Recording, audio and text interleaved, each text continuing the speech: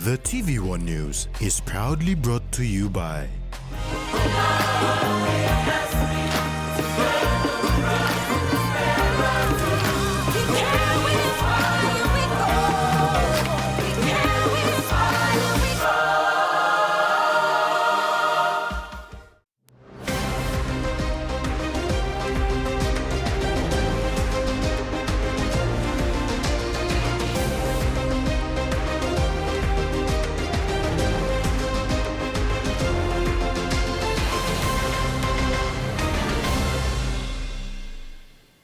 Hello, I'm Jasmine Aerojack with Tuesday's news.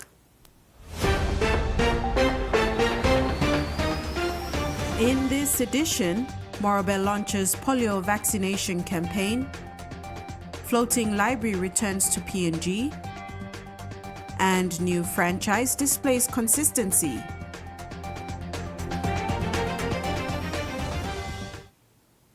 Morobe province is starting off strong with a campaign to protect its children from polio.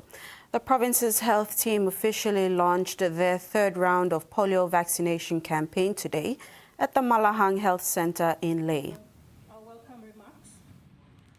The highly contagious but vaccine-preventable disease, polio, mainly affects children below 5 years of age by attacking their nervous system. This can either cause paralysis or death. Since 1988, routine vaccination has reduced global cases by 99%. However, due to substantial vaccination coverage gaps across the country, a new polio outbreak was confirmed in May 2025, the first since 2018. This subsequently set off the nationwide supplementary immunization activity on August 11, 2025, where the focus was on children under the age of 10. The second round of the nationwide polio immunization campaign ran from October 13th to the 31st, 2025, targeting over 95% coverage across all 22 provinces. Public Health Director Kelly Mesere said Morobe did not meet the coverage rate of over 95%, therefore they need communities across the province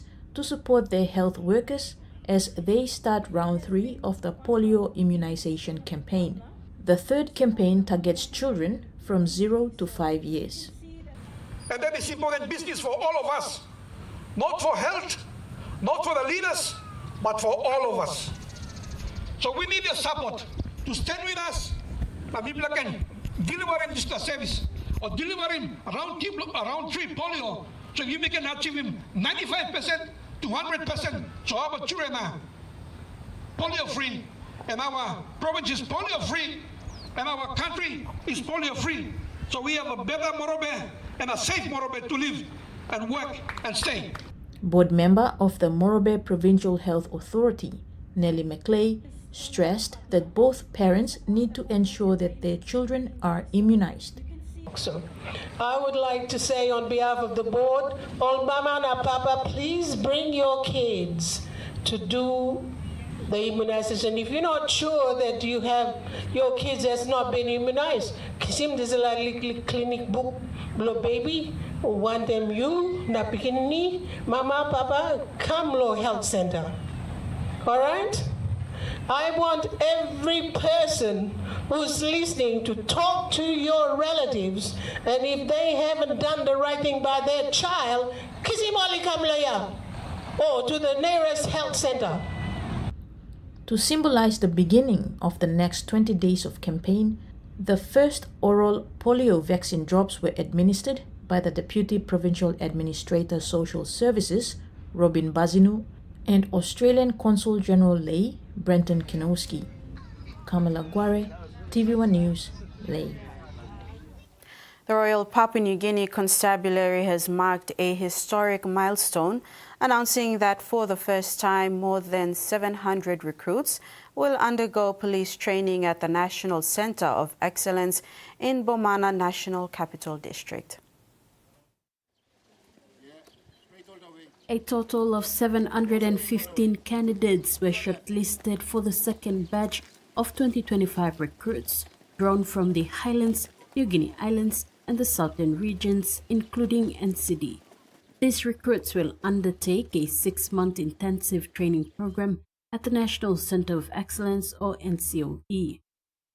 Of the shortlisted candidates, 27 declined the offer, while 688 confirmed their acceptance and are now in Bomana preparing for training. Among them are 85 women, reflecting the constabulary's ongoing commitment to gender equality in law enforcement. In previous years, RPNGC could only accommodate 250 to 300 recruits per intake. However, the expansion of training facilities at Bomana has enabled the constabulary to meet the government's directive to increase intake numbers. This second batch of 2025 recruits is a direct result of that capacity boost. Breakdown of confirmed recruits by region: Highlands region 162 recruits, New Guinea Islands 98 and Southern region 452. RPNGC has also announced that the call for applications for the 2026 regular recruit and police cadet programs will be released later this month, offering more opportunities for aspiring officers to join the force. Tracy Pa, TV1 News. Lack of understanding the laws is an ongoing challenge faced in the Highlands region, leading to ongoing tribal fights. Prosecutor of Tari, Jacob Akaku, said many cases come before them, but the chances of them being prosecuted are limited because people do not understand the laws.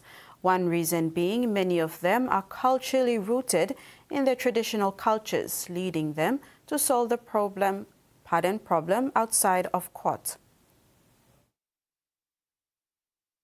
Out there because of the fact that people really don't understand the law, and so especially as we have stated regarding tribal fights and all this, we have been charging a lot of people regarding tribal fights, but there are a lot of problems that we face, especially when we are trying to prosecute those offenders. There are a lot of challenges. Some people tend to come and tell us that because this is a thing which happened at home, so they want, people out there are so concerned about their compensation. MV Dulos Hope, known as the Floating Book Fair, is coming back to Port Moresby on Friday the 8th of May 2026.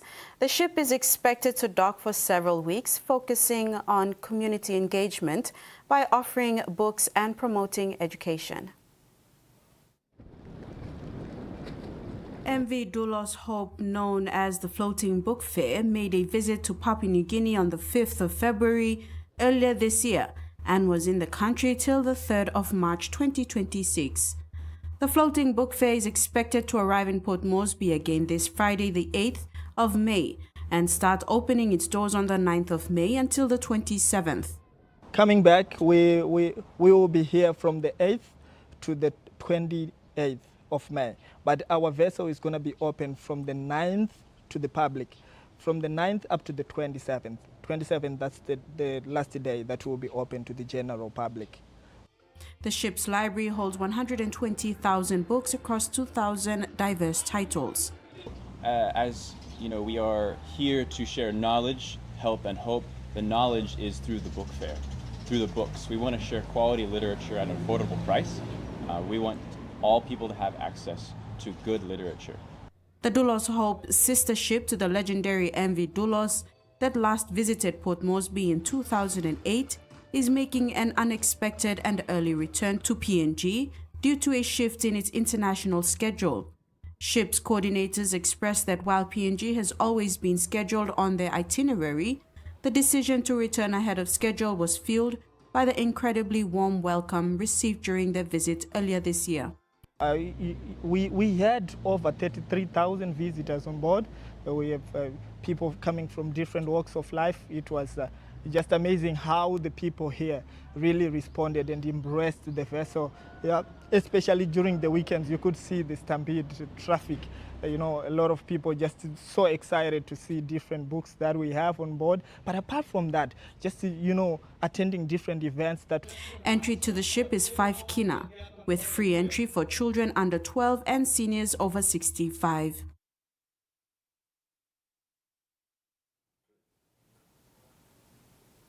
While on the ground, staff of Doulos will also participate in outreach activities around Port Moresby. On the ground, we have teams going out each day, about 2 teams a day we send out to partner with local organizations, local outreaches, local NGOs, so that we can make a difference in the local communities. So we know that our time here is going to be short, and we know that we can't change the world in 3 weeks. But we know that there's people here already trying to change their world and make a huge difference. And so we want to come alongside and encourage, to strengthen, to also hear their stories, because we live in a world where not everyone knows about what's going on in PNG or what's going on in Asia or what's going on in North America, South America. We're kind of isolated sometimes about the knowledge of one another. And when we come and we get involved with local organizations, we get to share in the stories that we all have, that we all are united by similar struggles and similar successes. We get to now see that story and share that with others. Newly appointed Kumul Petroleum Holdings Limited Director Isaac Lupari visited 2 of the company's major project sites, the Motukea Fuel Facility and the Caution Bay Training and Fabrication Facility over the weekend, and was impressed with the work being carried out at these 2 sites. The Motukea Fuel Facility will be mechanically complete next week, with services connected and staff recruited. It will be ready for commercial operations in August after commissioning in June. The Motukea facility has the capacity to hold 12 million litres of Jet A1 fuel and was built in response to government and public concerns about fuel security at the time when Puma stopped importing fuel.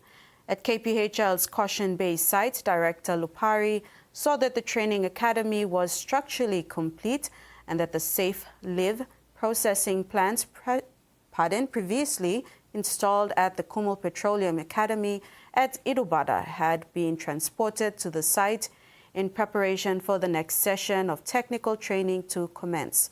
The nearby 294-man camp was complete and ready to service future petroleum development contractors operating in the Caution Bay area. You're watching TVWAN News. When we come back, new digital platform for lay and Nakanai gets financial training.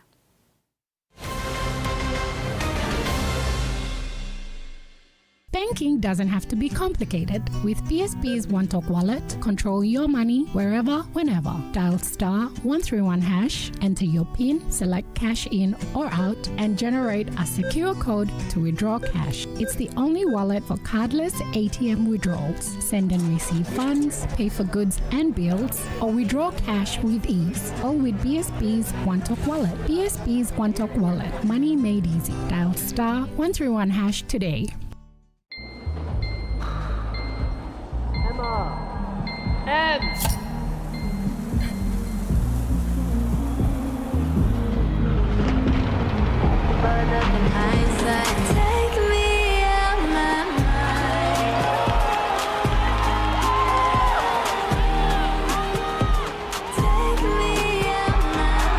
When you're all in, anything can happen. Grab a Coca-Cola and enjoy the moment.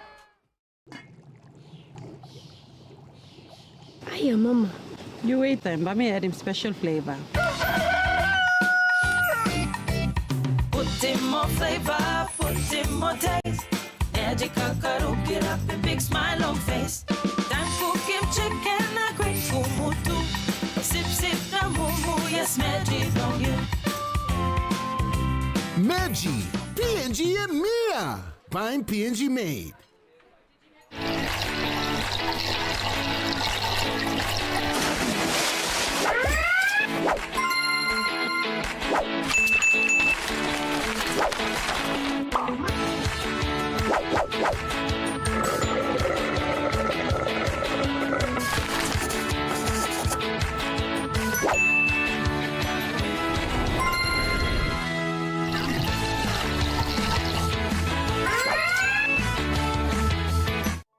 The PNG LNG project has now generated more than 30 billion kina for Papua New Guinea since production commenced. Nearly half of this amount has been paid as tax. Equity distributions are paid to KPHL and MRDC based on the interest they hold. Tax is paid to the IRC, while development levies and royalties are paid to DPE.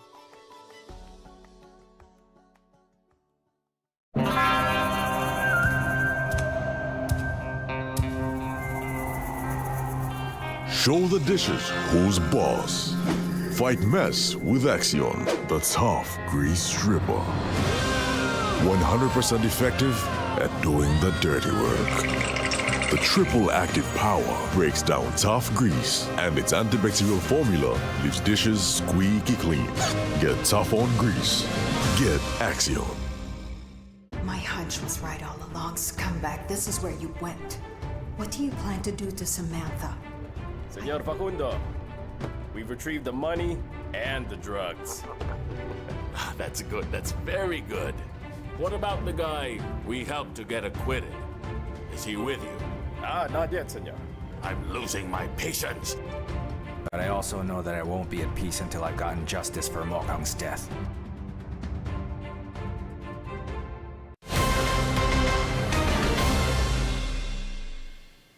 Thanks for staying with us. Long lines at the Lae City Authority will soon be a thing of the past with the introduction of a multi-service digital platform purpose-built for Lae City. Member for Lae and LCA Chairman John Rosso officially launched Service Link yesterday evening at the Lae Yacht Club. E-government platforms. The Lae City Authority has responded to residents' and businesses' call for faster, more transparent and more reliable services by launching the multi-service digital platform, Service Link, on the evening of Monday, May 4th, 2026 at the Lae Yacht Club. The Service Link platform, built by NewPay, is now live and accessible to all residents and businesses in Lae City. Services that are currently available are support center help, online payments for land rates and trading license applications, while others will become available in the coming weeks. Member for Lae and LCA Chairman John Rosso said ServiceLink consolidates a wide range of city services into a single, easy-to-use interface. Key features of the ServiceLink platform include online access to city services and civic information, tourism, business licensing, permits, registration services, digital payments processing for city levies, taxes, rates, fees, community complaints. If your garbage doesn't get picked up, you can go online and complain. Service request reporting, real-time tracking of application and request status, transparent reporting and accountability dashboard so that the people who are supposed to be working do work and we can hold people accountable. I am also working on moving the building board, the lands board, the Physical Planning Board and other boards that are currently under the provincial government to have some of them delegated to the city authority so we can be able to manage the city in a more efficient way. People ask me, why is this building going up? Sorry guys, I don't control the building board. It is run by a different organization. People complain about the PMVs that are clogging the streets and not running efficiently. Sorry guys, I don't run that too. It's a different authority, run on a different organization. I have to put up with that too. People complain about the liquor licensing board. Sorry guys, I don't collect that too. I don't run that. Rosso emphasized that taxpayers deserve efficient and reliable services. That is why the Lae City Authority has been driving a sustained program of transformative reform across Lae City, rebuilding infrastructure, strengthening city institutions, attracting investment, and raising the standard of urban governance to reflect Lae's status as PNG's premier city of commerce and industry. Kamala Guare, TVWAN News, Lae. The Australian National University, or ANU, and the University of Papua New Guinea have renewed their partnership, reaffirming a shared commitment to strengthening economics and public policy education in PNG. Backed by the Australian government, the new 4-year agreement builds on a collaboration established in 2015 that has become one of the most successful higher education partnerships between PNG and Australia. In the decade of partnership, ANU scholars have taught at UPNG, and high-achieving UPNG students have received scholarship and other support to study at ANU. During this time, the number of students enrolled at UPNG School of Business and Public Policy has climbed from less than 200 to around 1,200, and the number of courses on offer has grown from 5 to 25. New members of the Civil Aviation Safety Authority of Papua New Guinea, or CASA PNG, were sworn in today in a ceremony presided by Senior Provincial Magistrate of NCD, Billy Pidu. Civil Aviation Safety Authority plays a critical role in overseeing civil aviation safety standards, ensuring air transport remains safe and efficient for all users in Papua New Guinea. And the swearing-in ceremony marked a significant step for the organization as it aims to enhance its role in ensuring aviation safety and regulatory oversight in the country. The members sworn in are Taunau Vai as the chairman, Peter Pato as the deputy chairman, Shelley Launa as the board member, and Peter Kamong as another board member. Minister for Civil Aviation Vake Goi, when addressing the members of the board, said the appointment is timely as it supports CASA PNG with strategic direction, oversight and governance to ensure it delivers on its mandate with integrity, discipline and results. He said the government is confident that this board, leveraging on the current strength within CASA PNG, will take the sector a step further. The Maraperoso government, through the Ministry of Civil Aviation, remains fully committed to strengthening civil aviation safety, security and oversight in line with international best practice to ensure a safe, secure and resilient aviation sector for Papua New Guinea. He reminded them that their appointments come with profound responsibility to act in the best interest of the institution, the government and the people they serve. Safety starts from the rural into urban and into Port Moresby or Jackson's Airport, and starts here out to the rural too, so we can avail of this. Meantime, newly sworn-in Chairman Taunau Vai thanked the government for having trust in them through these appointments and pledged his loyalty to do his best. I extend my gratitude to the Maraperoso government, the Minister for Civil Aviation, Honorable Roy, MP, for ensuring adequate funding is always available for the delivery of aviation safety and security compliance. The commitment of the CASA CEO, management and staff, as well as the support provided by our stakeholders and bilateral partners. As chairman, I will endeavor to uphold governance, integrity and accountability, and will ensure the board of directors apply the same as we lead the organization towards achieving its vision of enabling and ensuring connectivity through safe and secure air travel. The swearing-in ceremony reflects the government's commitment to enhancing the aviation sector and ensuring robust safety measures are in place. Freddie Mo, TVWAN News. Kina Bank has reaffirmed its support for innovation and small business growth by continuing its sponsorship of Innovation PNG Awards in 2026. The bank remains a major sponsor of the Innovation PNG Award for Small Business, building on its support from last year. Kina Bank Chief Executive Officer Ivan Vidovic says innovation is critical to building resilient and competitive small businesses across Papua New Guinea. Winners of the 2026 Innovation PNG Awards will be announced at an award breakfast on the 3rd of June.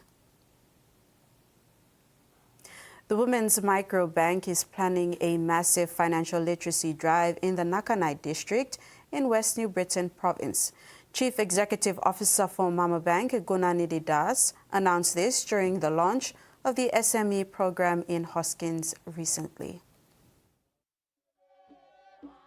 The Women's Microbank is set to initiate a comprehensive financial literacy drive in the Nakanai district of West New Britain province. Gunanidhi Das, the Chief Executive Officer of Mama Bank, announced this initiative during the launch of the SME program in Hoskins. The upcoming drive aims to empower women and local communities by enhancing their financial knowledge and skills, ultimately promoting entrepreneurship and economic development in the area. Mr. Das clarified that by focusing on financial literacy, the Women's Microbank seeks to provide individuals with tools needed to make informed financial decisions, manage resources effectively, and foster sustainable business practices. That it is not that we are going to give the training, there is community development here, there is the commerce here, commerce department is here. They are also running the financial literacy training program.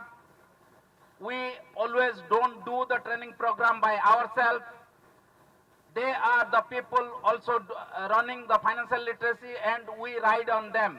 We support their initiative when they have given the financial literacy. We bring our access to credit, access to savings, or every products to them. This initiative is part of a broader strategy to support small and medium enterprises and improve overall financial inclusion, thereby contributing to the economic growth of the Nakanai district and West New Britain province as a whole. Mr. Das further stated that the Women's Microbank is committed to uplifting rural communities and creating opportunities for women to thrive in the financial landscape. All the mamas and papas, please, the training is important. Without training, we don't know how to have a good credit record. When I say good credit record, every bank look at. Freddie Mo, TVWAN News. And now the finance news. The Kina closed lower at $0.2302 in the interbank market. At Bank South Pacific, our Kina was buying $0.2227 $0.3070 Australian dollars, 0.1824 euro, and 34.74 Japanese yen.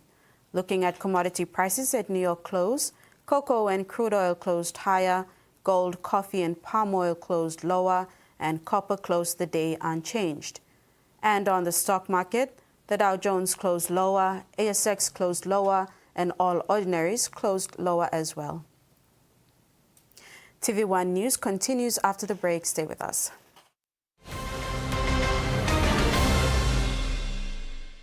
For too long, banking has felt out of reach for many. But now, PSP's One-Took Wallet is here to change that. Send and receive money, pay bills, and top up. It's your money, wherever, whenever. Because at PSP, we are committed to improving how our customers connect to our One-Talks, to our family, to the ones we love. PSP's One-Took Wallet. Money made easy. Dial *131# for everyone. From our homes, where every morning starts with a taste we all love. A taste that holds memories and shared stories. A taste that can bring friends together. Made with care and loved in every corner of PNG. Inspired by our champions and rooted by our family values. Snacks, so crunchy and tasty, it's irresistible. The PNG LNG project has now generated more than 30 billion kina for Papua New Guinea since production commenced. Nearly half of this amount has been paid as tax. Equity distributions are paid to KPHL and MRDC based on the interest they hold. Tax is paid to the IRC, while development levies and royalties are paid to DPE. Kids in Papua New Guinea love to smile and spread joy. And when they smile, it lights up our world. Come on, Mom, it's you first. Do the 1, 2, 3. Wake up. Brush your teeth. Smile. Let's spread some smiles in PNG with Colgate. You sabi to awesome condom and wambla way where you can abrusim seek HIV, STI na unplanned pregnancy? Tingim, use him condom long right way. Stop safe na look out him you yet. Use him condom all get a time. Suppose you know save long HIV status long partner blog you or suppose you got plenty partner. Use him condom good all get a time. Long haborusim seek HIV, STI na unplanned pregnancies. Use him condom banisim you yet na future blog you. This platok save ikam long National AIDS Council Secretariat. Will you marry me? You're marrying into 3 families if I say yes to you, okay? I'd understand if they're your blood relatives. But you're not even related to them, right? Camille, what did you just do? Will you marry me? Whoa. What, you don't want to get married because you want to keep seeing other women? You're the girl from last night.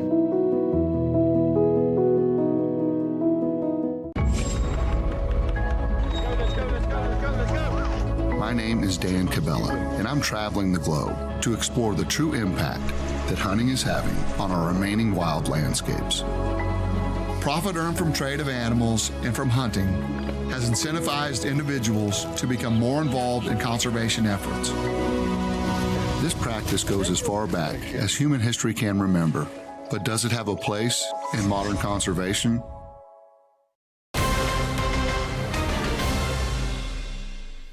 Thanks for staying with us. In overseas news, rubbish has been piling up on the streets of Bali as the Indonesian island prepares for the full closure of a landfill site in Denpasar.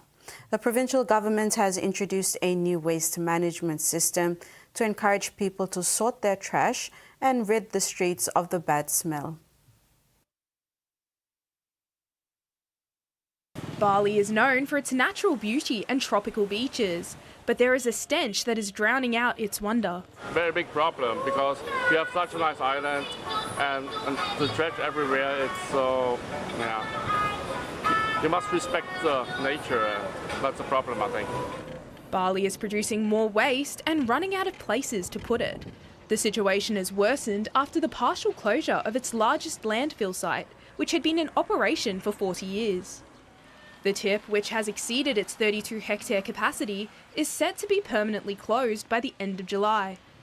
In the wake of its closure, the provincial government has put in place stricter sorting measures and set up temporary collection sites. This sorting makes people more disciplined because if the waste is mixed, of course the officers at the landfill will face difficulties processing it. Others see this as an opportunity to help farmers who have been struggling with fertiliser shortages caused by blockades in the Strait of Hormuz. The culture of cleanliness for this waste sorting in Bali must really be implemented, related to organic, residual and inorganic. Organic is very helpful, related to making fertiliser and compost. Maybe the government and the community can work together to provide fertiliser for farmers whose prices are soaring. But there have been mixed reactions to the household sorting. There are reports some residents have resorted to burning or throwing their rubbish in the river after it wasn't collected on time. For now, authorities are urging locals to take their sorted trash to the waste processing sites. In the long term, they're planning to build several waste-to-energy projects, set to begin as early as June.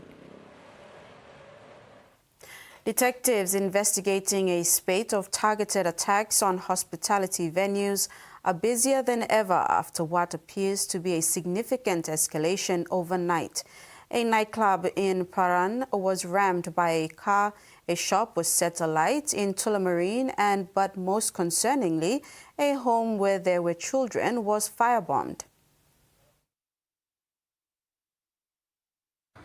A narrow escape for a family of 5.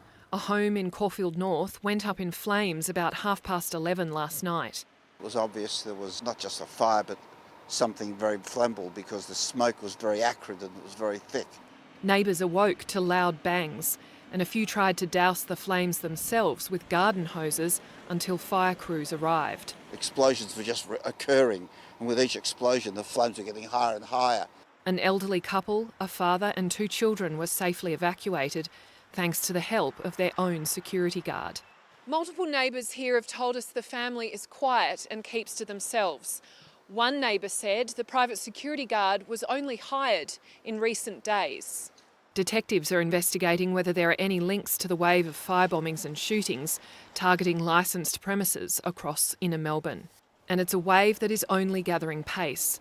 Another bar in Chapel Street, Paran, rammed by a car. The glass doors smashed in and jerry cans left on the stairs. Police believe the offenders were interrupted before igniting a fire. It's kind of scary. It is becoming common on Chapel Street now, or around this area anyway. There's been more than a dozen arson attacks in recent weeks on hospitality venues, believed to be linked to organised crime and the illicit alcohol trade. This is disgraceful behaviour that is not going to be tolerated at all by Victoria Police. The Operation Eclipse Task Force has made 27 arrests and laid more than 140 charges so far. A series of government emails have revealed a push to tone down language used to describe the algal bloom. The direction to remove words like harmful from government messaging was uncovered by the opposition following a Freedom of Information request. But the Premier says he's not sure why his department ordered the advice.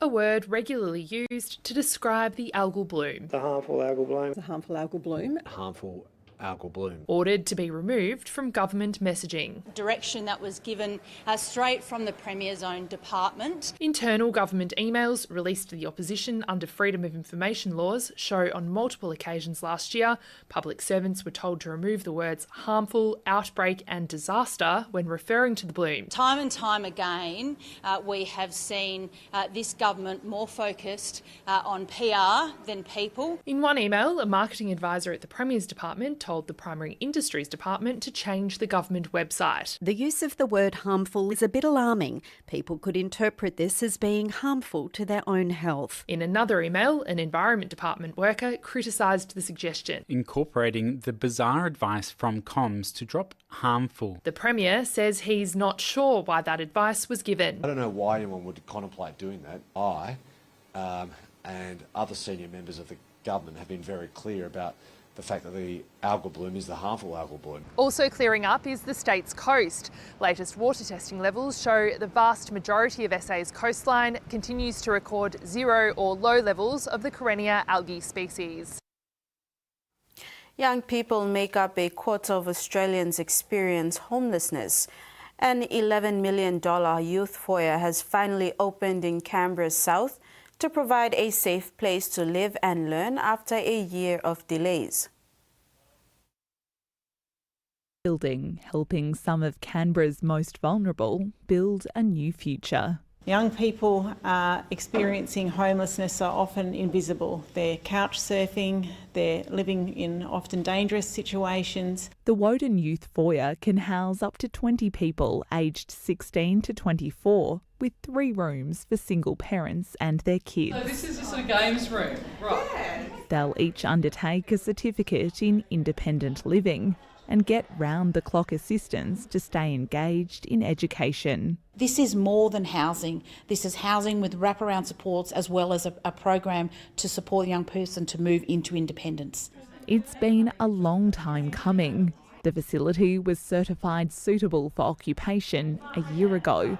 The ACT government has blamed defects and a slow procurement process for dragging out the timeline. At a time when we have such pressure on youth homelessness, I just cannot believe that it's taken this long. We don't want that to happen again, and Housing ACT are working on making sure that that doesn't. It's the second youth foyer to open in Canberra, but the first to be purpose-built. And the vision, of course, is to deliver more, because this is an evidence-based model that is proven to get incredible outcomes for the young people who access the services. The first residents have already started moving in and can stay for up to 2 years. You're watching TVWAN News. Later in sports, Kandes consistent after round 4 and Garamut's captain debut bars.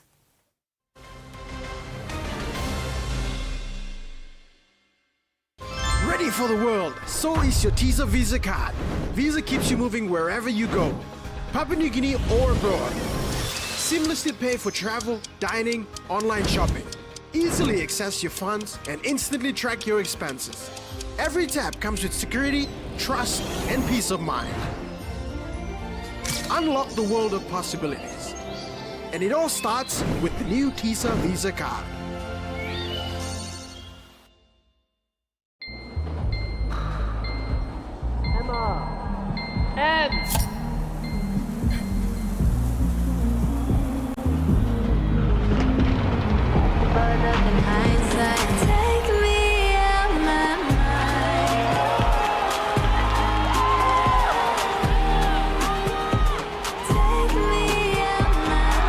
When you're all in, anything can happen. Grab a Coca-Cola and enjoy the moment.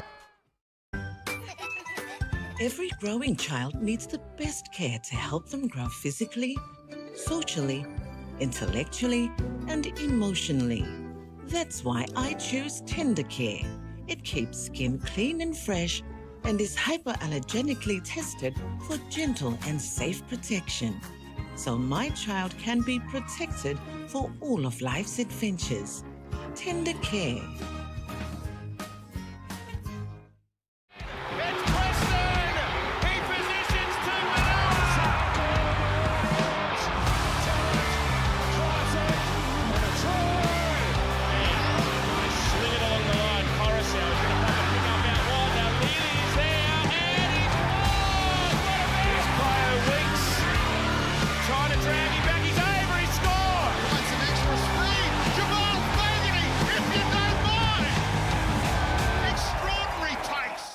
Ben Richards, married in medical crisis. We need money for a doctor now, but there's still a way out for you.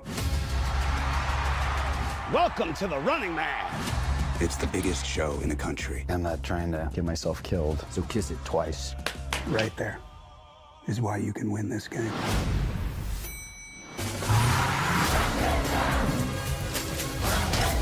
Stop filming me! Have you ever wondered if this game is rigged? Guess we'll find out.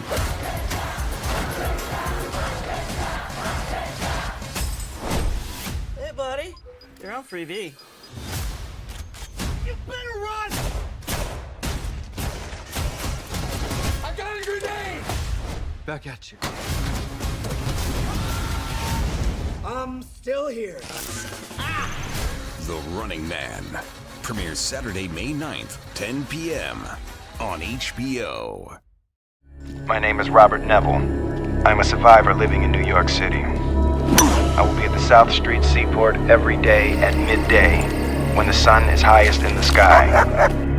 If there's anybody out there, please, you are not alone. I can fix this! Let me save you!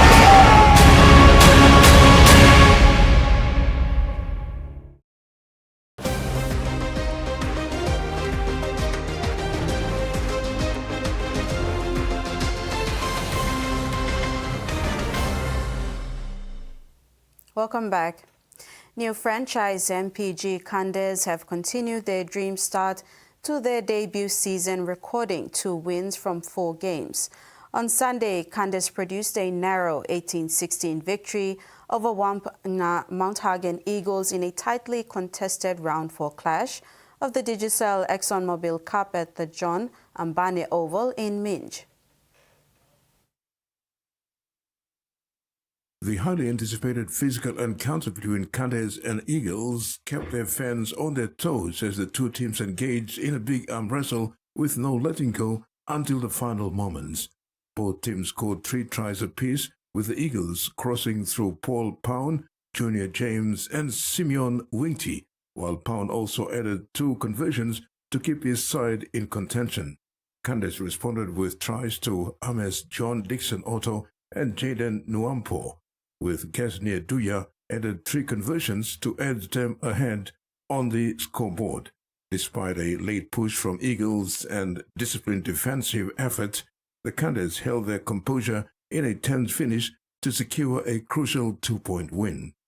At the conclusion of round 4 of the 2026 Judicial Action Mobile Cup season, the Port Moresby Vipers remain undefeated to lead the competition. Vipers on 8 points, Central Debaris, Mendy Muruks, Hello Wigman all on 6 points apiece, Korokelhani is on 5 points, Kandes on 5 points, Gurias on 4 points, Kalfiso on 2 points, Tumbe on 2, Miox on 2, while Tigers and Eagles yet to open their accounts. The National Rugby League competition moves into round 5 this weekend, with the Port Moresby Vipers to play Mendy Muruks and Hello Wigman take on Wagi Tumbe at the National Football Stadium. Miox will play Gorokelhanis in Wabeg, Miox versus Central Debaris in Minj, and the Gurias will host the Tigers in Rabaul, while Kandes will take on Iso at Medang. Terry Longwood, TVWAN Sports. The PNG Barramundis have departed for Japan ahead of the ICC Men's T20 EAP World Cup qualifier scheduled from the 9th of May to the 18th of May. A 14-man squad will compete against 8 other nations: host Japan, the Philippines, Indonesia, Fiji, Vanuatu, South Korea, the Cook Islands and Samoa for a place at next year's ICC World Cup. The PNG Barras departed this morning for Japan full of confidence to do well at the ICC T20 qualifier. Speaking on behalf of Cricket PNG, Chairman Michael Harrison extended his best wishes to the team, encouraging them to represent the country with pride and deliver their best performance on the international stage. Early this week, head coach Tim McCaskill expressed great confidence in his squad ahead of the tournament. We've talked about that all the way through to give ourselves the best opportunity to progress in tournament play, and in qualifiers you need to be winning matches and winning tournaments. So, that's our intention going there. PNG began their campaign on 9 May against South Korea, followed by a match against the Cook Islands on 10 May. The tournament format has 9 teams split into 3 pools, with the top 2 teams from each pool will advance to the Super 6 stage. We start on the 9th with a game against South Korea. We then play on the 10th against Cook Islands, and it's a 19 tournament. So after that, the top 2 from the 3 pools go through into the Super 6 stage, and we'll see who we come up against in that block, and hopefully come out well. McCaskill said he was excited for his first opportunity on the international stage. I'm really excited. With the Mackay was the sort of toe in the water, and now we're diving in the deep end when we head to Japan. So, look, I'm really excited. I'm confident that we've done what we can to prepare ourselves. Now, once we get there, tournament plays a completely different beast, as they say. So, we'll be going to make sure we win those first 2 games, and then from there you give yourself the best opportunity to head into Super 6 full of confidence. He expressed confidence that the Barras will perform well against tough rivals, describing the trip as a significant milestone in their campaign. It is also McCaskill's first international gig since his appointment as head coach for the PNG Barramundis. Terry Longwood, TVWAN Sports. Former PNG Garamuts captain, 18-year-old Gabba Frank, is relishing the biggest moment of his young cricketing career, following his elevation to the senior rank as part of the 14-man PNG Barramundi squad bound for the ICC T20 East Asia Pacific World Cup qualifier in Japan. Frank is one of the new faces that have been included in the final national squad after the Oman tour last year. Ahead of the Barramundis' departure to Japan today, Frank was talked to be part of the tour.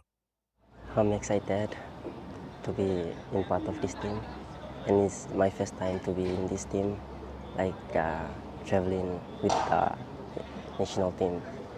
And yeah, our training's been well, it's been going well, we've been doing great, we're preparing for the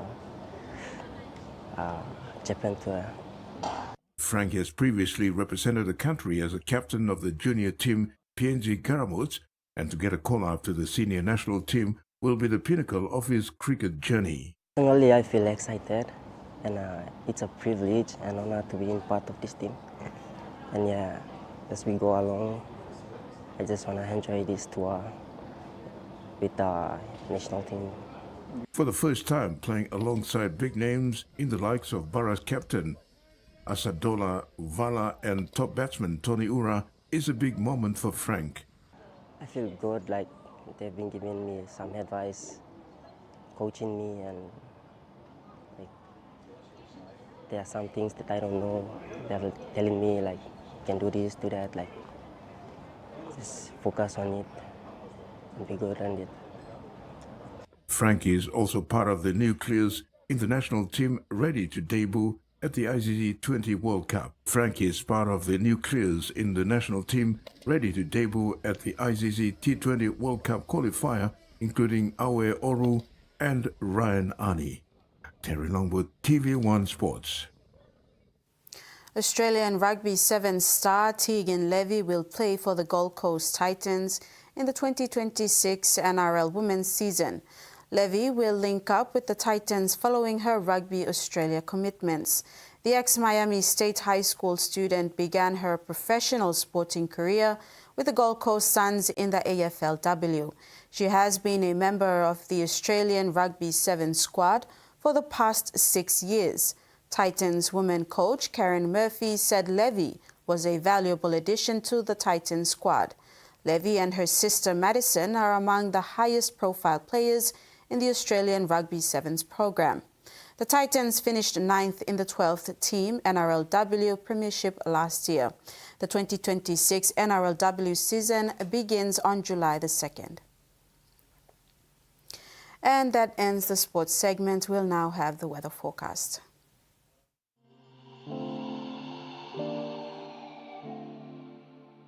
Southern Port Moresby, partly cloudy with possible evening inland thunderstorms and brief showers.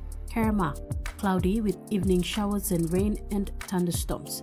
Mumase, Ley, cloudy with chances of evening heavy showers and rain and thunderstorms.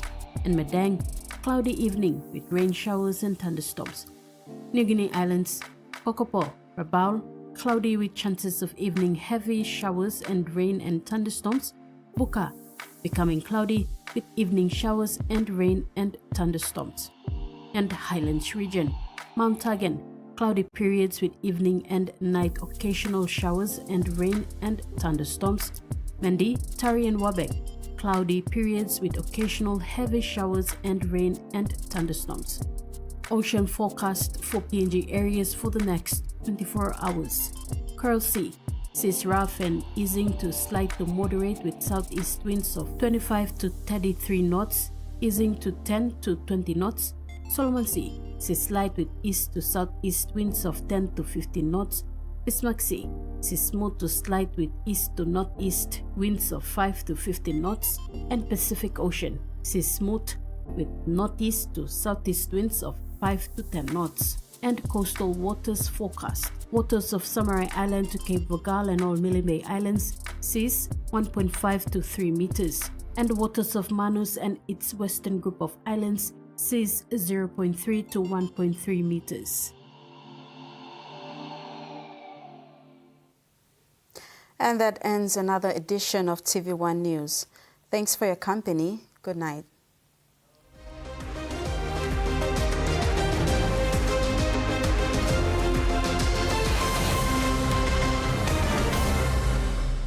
The TV1 News was proudly brought to you by